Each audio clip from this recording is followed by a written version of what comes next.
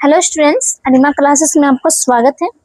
मैं आज आप लोगों को क्लास 8 ज्योग्राफी का पार्ट 2 भूमि, मृदा, जल, प्राकृतिक, वनस्पति और वन्य जीव इस चैप्टर के सारे प्रश्नोत्तर, fill in the blanks, match in the following सारा कुछ करवाऊंगी। ठीक है। अगर आपको इस चैप्टर का क्लास नोट्स चाहिए या फिर लेक्चर वीडियो चाहिए तो आप मेरे अनिमा क्लासेस ज्वाइन कीजिए, आपको वहां से मिल जाएगा। जो भी मैं लेक्चर करवाती हूँ जो भी चैप्टर का, तो उसका क्लास नोट्स भी मैं वीडियो में डाल देती हूँ। रीजन क्या है, क्योंकि बहुत सारे स्टूडेंट्स लोगों को लगता है कि इतना लंबा लंबा मैं कैसे लिखूंगा। इसकी वजह से क्या है कि आप लोग बस उसको वीडियो को देखिए अच्छे से, पूरा स्टार्टिंग से लेके एंड तक, और फिर जो मैं क्लास नोट्स डालती हूँ उसको आप लोग एक बार बस लिख लीजिए और फिर उसको पढ़ लीजिए। तो आपका जो भी उसमें जो वीडियो में रहेगा तो आपका रिकैप होने लगेगा कि आपने क्या क्या वीडियो में देखा। एक बार नहीं तो दोबारा फिर से देखिए तो आपको अच्छे तरीके से समझ में आ जाएगा। ठीक है। इसके साथ साथ क्लास 6 से लेकर 12 तक के हर एक सब्जेक्ट का, चाहे वो हिंदी हो, इंग्लिश हो, मैथ हो, साइंस हो, सोशल साइंस हो, हर एक सब्जेक्ट का आपको चैप्टर वाइज लेक्चर वीडियो, प्रश्नोत्तर वीडियो, क्लास नोट्स सारा कुछ मिलेगा।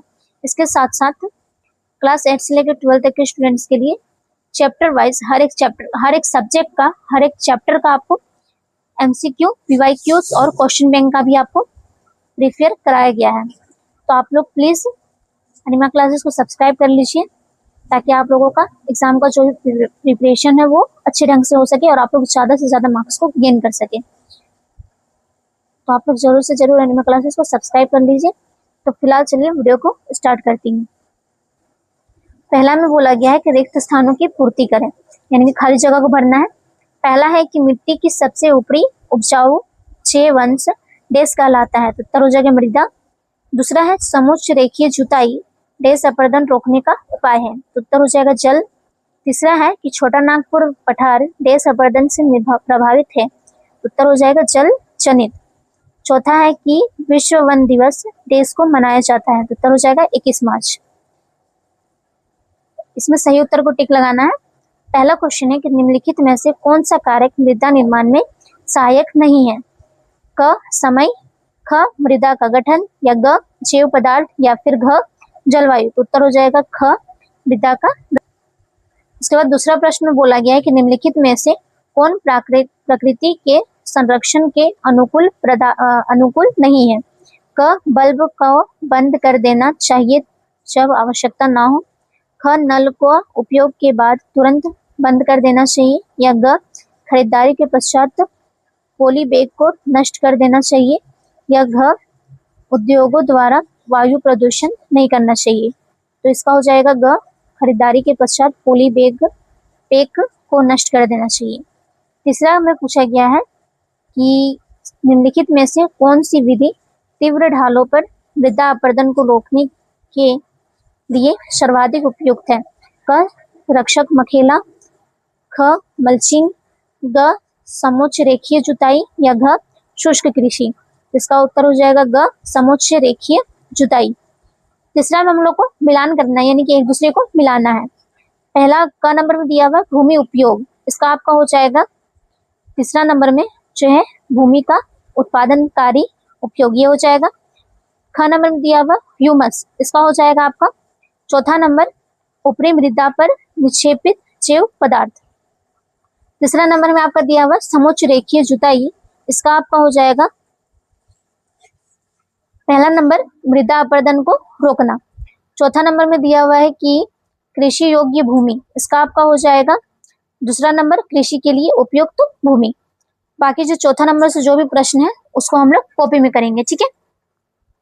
पहला प्रश्न में दिया हुआ है क नंबर में चौथा नंबर का कि मृदा निर्माण के लिए उत्तरदायी दो मुख्य जलवायु कारक कौन से हैं?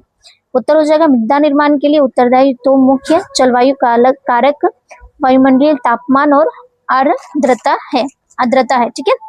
ख नंबर में पूछा गया है कि भूमि निम्नीकरण के कोई दो कारण लिखें, तो उत्तर हो जाएगा आपका भूमि निम्नीकरण के दो प्रमुख कारण हैं।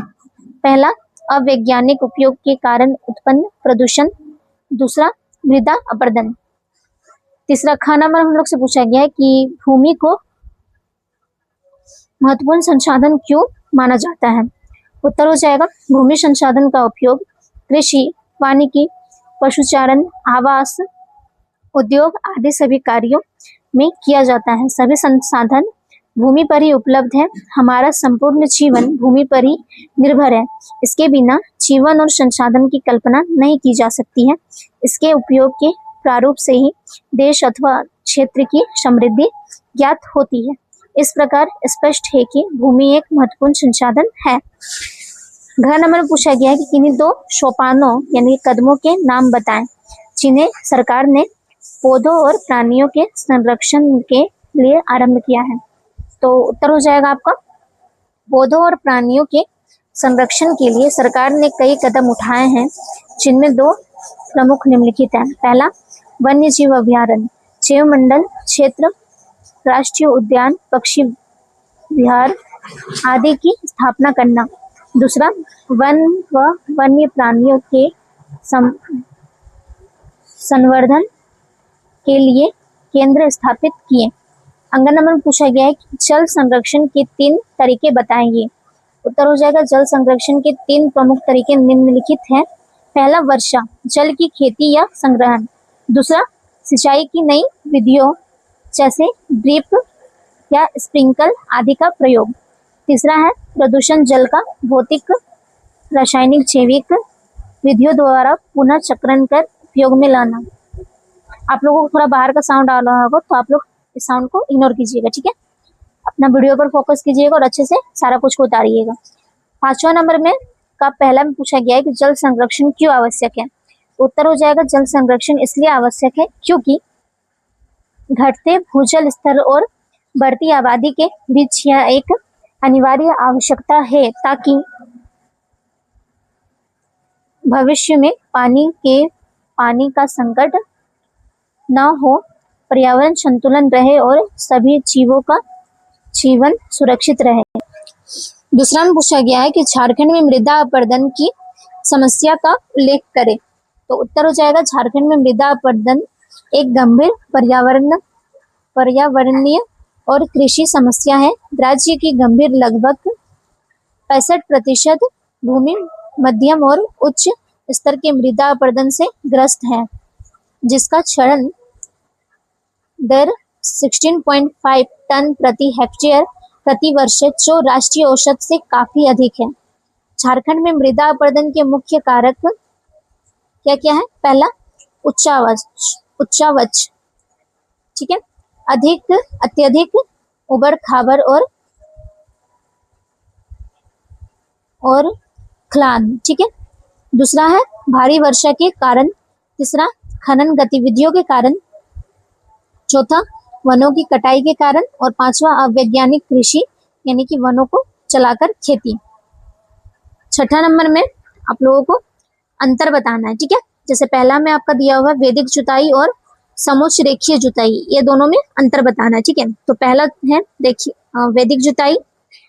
यह एक पारंपरिक कृषि पद्धति है जिसमें भूमि की सतह पर बराबर गड्ढे बनाकर बोए जाते हैं।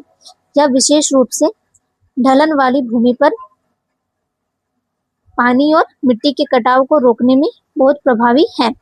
दूसरा है समोच्च रेखीय जुताई। इसका हो जाएगा इस विधि में ढालू स्थानों पर समोच्च रेखाओं का बांध बनाकर एक लंबे ढाल को छोटे छोटे भागों में बदल दिया जाता है, जिसके कारण पानी एक लंबे ढाल को छोटे छोटे भागों में बदल दिया जाता है, जिसके कारण पानी एक साथ तेजी से कटाव न करके विभिन्न स्थानों पर समाता जाता है।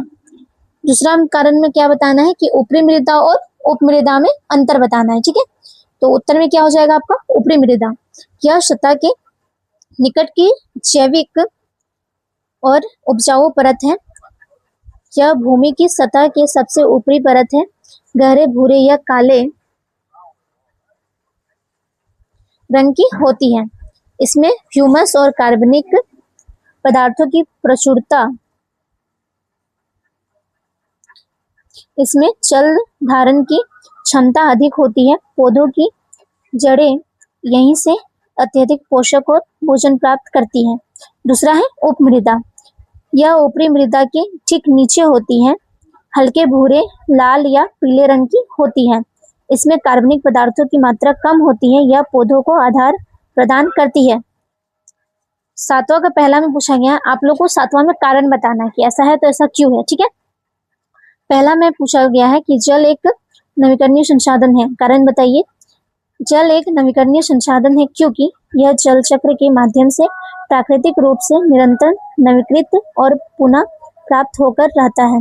पृथ्वी पर मौजूद जल कभी समाप्त नहीं होता, बल्कि यह अपनी अवस्था बदल कर बार बार उपयोग के लिए उपलब्ध होता है। ठीक है, दूसरा में पूछा गया कि अतिचारण मृदा का निम्नीकरण का एक कारण है, तो उत्तर हो जाएगा आपका अतिचारण मृदा निम्नीकरण का एक प्रमुख मानवीय कारण है। जब एक ही चारागाह में अत्यधिक पशुओं को अनियंत्रित रूप से चराया जाता है तो घास उखड़ जाती है।